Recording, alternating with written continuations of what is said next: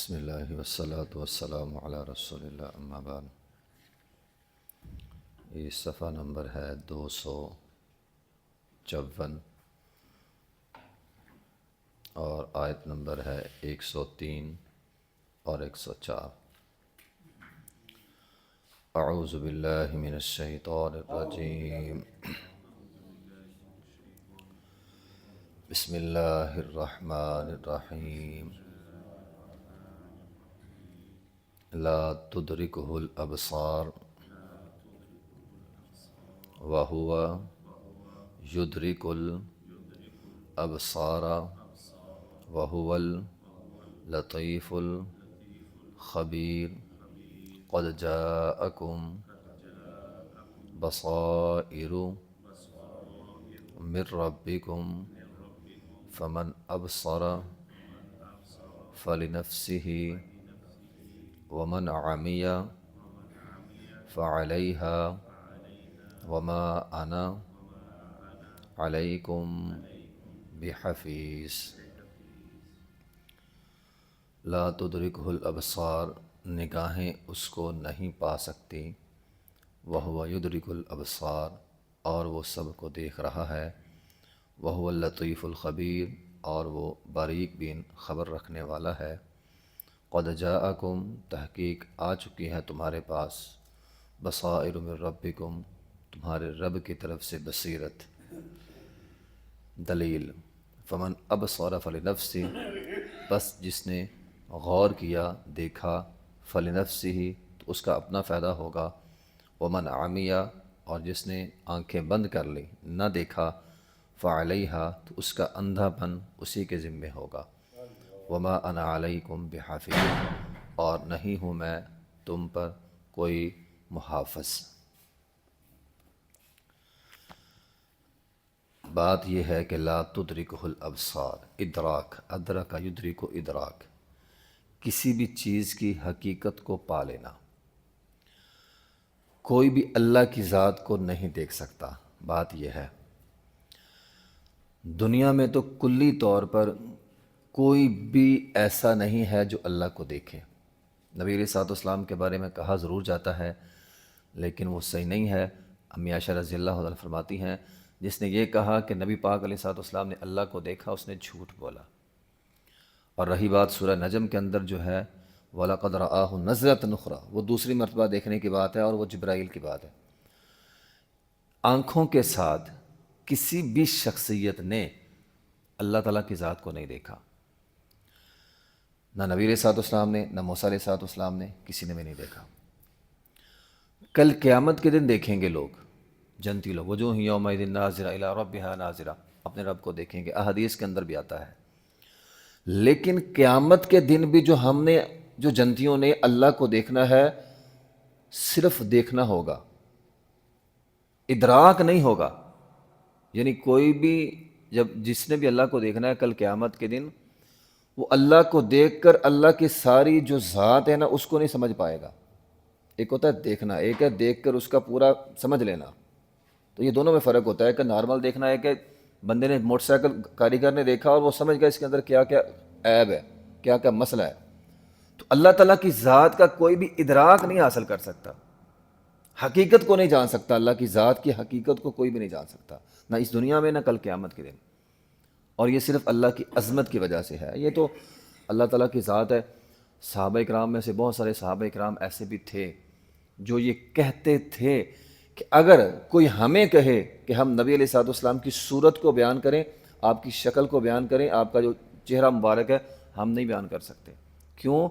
کبھی بھی زندگی میں نگاہ بھر کر ہم نے دیکھا ہی نہیں ہے، عظمت کی وجہ سے، شان کی وجہ سے۔ تو اللہ تعالیٰ کی عظمت تو اس سے بہت بڑی ہے۔ تو یہ مسئلہ ہے یہاں، لا تدرکہ الابصار، کوئی بھی نگاہیں اللہ کا ادراک حاصل نہیں کر سکتی، اللہ کی حقیقت کو نہیں پا سکتی۔ وہو یدرک الابصار، لیکن اللہ سب کی حقیقت کو جانتا ہے۔ اللہ جانتا ہے، اللہ دیکھ رہا ہے ہمارے ارادوں کو، ہماری نیتوں کو، بندوں کے چھپے حالات کو۔ اللہ کو ہم بتاتے ضرور ہیں، لیکن اللہ ہمارے حالات سے باخبر ہے۔ کون کیا کس نیت سے کر رہا ہے اللہ کو پتہ ہے۔ بعض لوگ کہتے ہیں یار مجھے 6 مہینے ہو گئے دعائیں مانگتے، مجھے سال ہو گیا، مجھے 2 سال ہو گئے، مجھے 6 سال ہو گئے دعائیں مانگتے، اور بھائی ہم اللہ سے ضد نہیں لگا سکتے، التجائیں ہیں کرتے رہیں۔ جب اس نے دینا ہے اس نے اپنی مرضی سے دینا ہے، اپنی چاہت سے دینا ہے۔ اللہ دیکھ رہا ہے ہمیں، یہ ہمارا عقیدہ ہونا چاہیے بھی میرا کام ہے اللہ کو منانا، اللہ کو راضی کرنا۔ جس دن وہ ذات راضی ہو گئی نا، جس دن وہ راضی ہو گئی، اس نے صرف کون کہنا ہے اور ہو جانا ہے۔ نہ اللہ اسباب کا محتاج ہے، نہ اللہ تو کسی کا محتاج ہے ہی نہیں۔ یہ مت سمجھیں ابھی تک میرے لیے حالات سازگار نہیں ہے، جب سازگار ہوں گے تو میں یہ کروں گا، میں وہ کروں گا۔ اور بھائی جب اللہ نے کون کہنا ہے، حالات خود بخود ہی سازگار ہو جانے ہیں۔ تو ہماری ذمہ داری ہے اللہ کو راضی کرنا۔ اللہ ہمیں دیکھ رہا ہے، دل کے اندر چھپے غم، درد، دکھ، تکلیف وہ اللہ ساری دیکھ رہا ہے، بس ہمارا کام ہے اللہ کو راضی کرنا۔ یہ ہے وَهُوَ اللطیف الخبیر کا مطلب۔ اللہ دیکھ بھی رہا ہے اور بریک بھی ہم پہ نظر رکھے ہوئے، ہماری ہر حرکت اللہ نوٹ کر رہا ہے۔ یہ ساری رات بارش ہوئی ہے، ہمیں نہیں پتہ، اللہ اس بارش کے ہر قطرے کو جانتا ہے۔ وہ ہے لطیف، اس کو کہتے ہیں لطیف۔ رات کتنی بارش ہوئی ہے، کتنے قطرے برسے ہیں زمین پر، ہر قطرے کو اللہ جانتا ہے، ہر قطرہ کس جگہ پہ گرا ہے اللہ اس کو بھی جانتا ہے۔ لطیف کا معنی تو اس سے بھی بریک ہے نا، جو چیزیں ہمیں نگاہوں سے نظر نہیں آتی اللہ ان کو بھی جانتا ہے۔ تو بہرحال وَهُوَ اللطیف الخبیر، اللہ کو بتانے کی، ہاں ہم بتاتے ہیں اپنا دکھ اللہ کو، وہ سنائے، لیکن اللہ کے ساتھ کبھی ضد نہ لگائیں، اللہ کو بس راضی کریں۔ جس دن وہ راضی ہو گیا اس نے کون کہنا ہے اور کام جو ہے وہ ہو جانا ہے۔ قَدْ جَاءَكُمْ بَصَائِرُ مِن رَبِّكُمْ، تمہارے پاس تمہارے رب کی طرف سے دلیل آ چکی ہے۔ فَمَنْ أَبْصَرَ فَلِنَفْسِهِ وَمَنْ عَمِيَ فَعَلَيْهَا۔ یہ بصائر، بصیرت، ابصر ویسے کہتے ہیں آنکھوں سے دیکھنا، اور بصیرت ہوتی ہے دل سے دیکھنا۔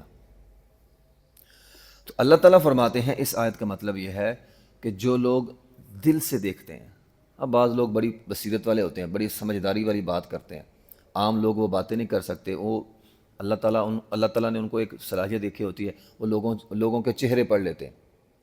یہ دکھی کا چہرہ ہے، آج اس کو پریشانی لگی ہوئی ہے، لوگ چہرے پڑھ لیتے ہیں۔ تو یہ ہوتی ہے بصیرت۔ نبی علیہ الصلوۃ والسلام نے دیکھا تھا نا، ابو ہریرہ رضی اللہ تعالیٰ فرماتے ہیں بھوک لگی ہوئی ہے، بڑی شدت کے ساتھ بھوک لگی ہوئی ہے۔ ابو بکر آئے، کہا ابو بکر جی ذرا مجھے اس آیت کا مطلب سمجھاؤ، کون سی آیت؟ وَيُطْعِمُونَ الطَّعَامَ عَلَىٰ حُبِّهِ مِسْكِينًا وَيَتِيمًا وَأَسِيرًا، مطلب سمجھا دیا اس کا معنی یتیموں مسکینوں کو کھانا کھلانا۔ چلے گئے، چہرہ نہیں پڑا۔ حضرت عمر آئے، ان سے پوچھتے ہیں عمر ذرا اس آیت کا مطلب تو بتاؤ، کہا مطلب یہی ہے یتیموں مسکینوں کو کھانا کھلاؤ۔ نبی علیہ الصلوۃ والسلام آئے، کہا اللہ کے رسول اس آیت کا مطلب تو سمجھائیں۔ اب آپ کو اللہ تعالیٰ نے بصیرت دی تھی، آپ نے چہرہ پڑھا، الفاظ نہیں۔ کہا ابو ہریرہ مجھے پتہ چل گیا تجھے بھوک لگی ہے، چلا کھانا کھلاؤں تجھے۔